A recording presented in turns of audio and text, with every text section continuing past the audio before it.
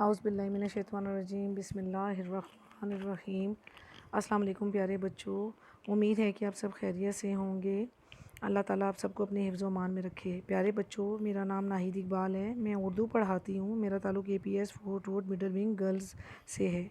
پیارے بچوں، آج ہمارے سبق کا 7واں ہفتہ شروع ہو چکا ہے اور آج ہمارے سبق کا جو عنوان ہے وہ ہے مینار پاکستان۔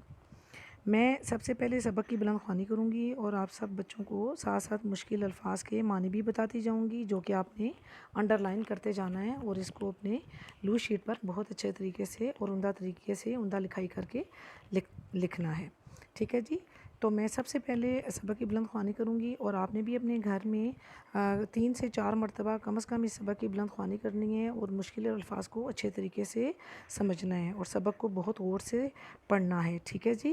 سب سے پہلے میں بلند خوانی شروع کرنے لگی ہوں، پلیز اس کو غور سے سنیے گا اور مشکل الفاظ کو ساتھ ساتھ انڈر لائن کرتے جائیے گا۔ میں آپ کو ساتھ ساتھ ہی مشکل الفاظ کے معنی بھی بتاتی جاؤں گی۔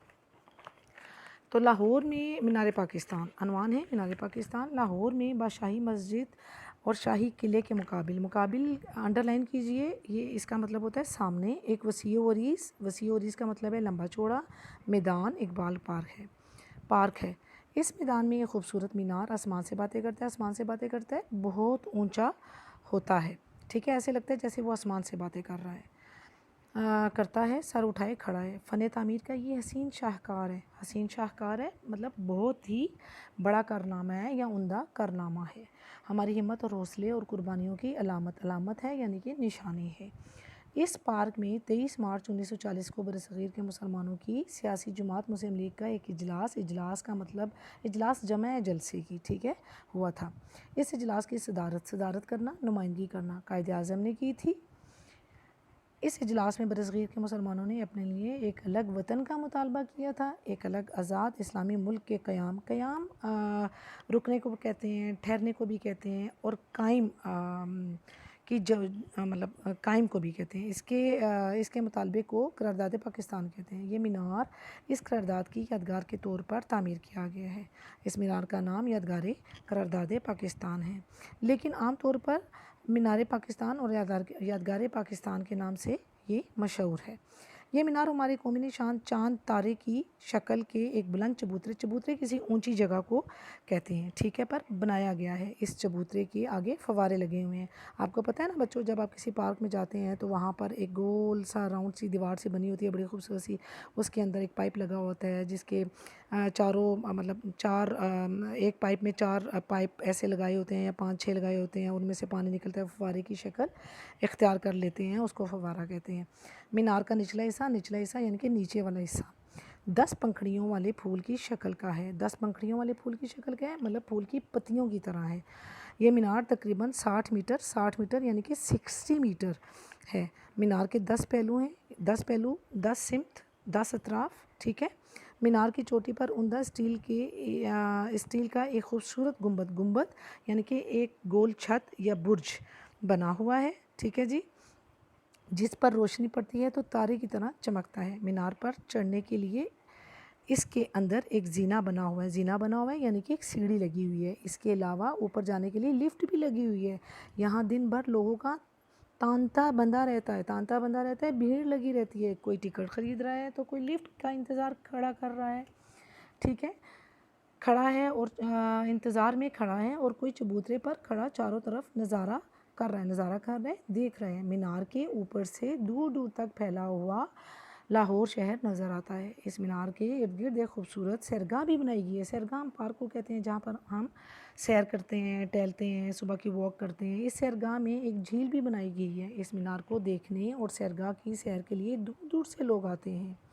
اس مینار کا نمونہ کا مطلب شکل بھی ہوتا ہے اور مثال بھی ہوتا ہے۔ یہاں ہم شکل لیں گے، ملک کے مشہور ماہر تعمیرات حاجی مراد خان نے تیار کیا تھا اور تقریباً 8 سال کی مدت میں اس مینار کی تعمیر مکمل ہوئی، ٹھیک ہے جی۔ اس مینار کی تعمیر کے لیے ساری رقم عوام نے مہیا کی، فراہم کی یا دی۔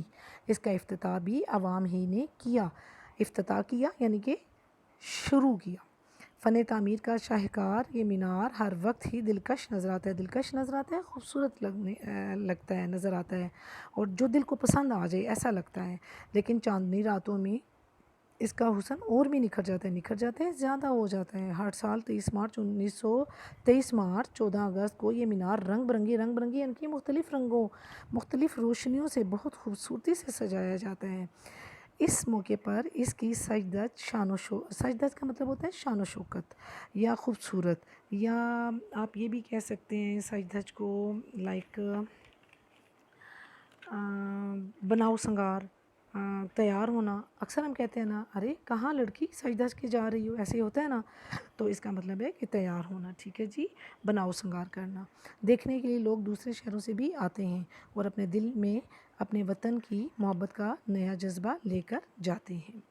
تو پیارے بچوں، یہ تو تھی سبق کی بلند خوانی، اور آپ کو سبق کے بارے میں تھوڑا سا بتا دوں کہ مینار پاکستان کی دیواروں پر آپ کو پتہ ہے کہ کیا ہے؟ مینار پاکستان کی دیواروں پر پاکستان بنانے کی جد و جہد کی پوری کہانی لکھی ہے۔ اس کے علاوہ ان دیواروں پر قرآنی آیات، علامہ اقبال کے اشعار، قائد اعظم کے اقوال اور قرارداد پاکستان کا متن بھی کندہ کیا گیا ہے۔ ٹھیک ہے بچوں، یہ آپ کو پتہ ہونا چاہیے۔ تو پاکستان بننے سے پہلے یہاں انگریزوں کی حکومت تھی، یہ غلامی کا بدترین دور تھا۔ انگریزوں سے پہلے اس ملک پر مسلمان 800 سال تک نہایت شان و شوکت سے حکومت کر چکے تھے۔ اپنوں کی غلطیوں اور دشمنوں کی سازشوں کی وجہ سے مسلم حکومت کو زوال آ گیا تھا اور انگریز یہاں کے حکمران بن گئے تھے۔ جب مسلمانوں کو اپنی حالت کا خیال آیا تو اس وقت بہت دیر ہو چکی تھی۔ مسلمان انگریزوں کے غلام تھے۔ مسلمانوں کو احساس تھا کہ غلامی بہت بڑی لعنت ہے، پر کچھ ایسے رہنما پیدا ہوئے جنہوں نے مسلمانوں کو ان کا شاندار ماضی یاد دلایا اور ان کے دلوں میں آزادی کی لگن پیدا کی۔ اس طرح قائد اعظم محمد علی جناح کی قیادت میں ہم نے آزادی حاصل کر لی اور آج ہم ایک آزاد فضا میں سانس لے رہے ہیں۔ شکر ہے اللہ تعالیٰ کا کہ اللہ تعالیٰ نے ہمیں غلامی کی زندگی سے بچایا ہے، ورنہ آج کل تو آپ دیکھ رہے ہیں کہ ہندوستان میں مسلمانوں کے ساتھ کیا رویہ اختیار کیا گیا ہے، ان پر کتنے ظلم و ستم ڈھائے جا رہے ہیں۔ اللہ کا لاکھ لاکھ شکر کریں کہ اللہ تعالیٰ نے ہمیں ایک الگ وطن دیا جہاں پر ہم اپنے دین اور اسلام کے مطابق اپنی زندگی آزادی کے ساتھ گزار سکتے ہیں۔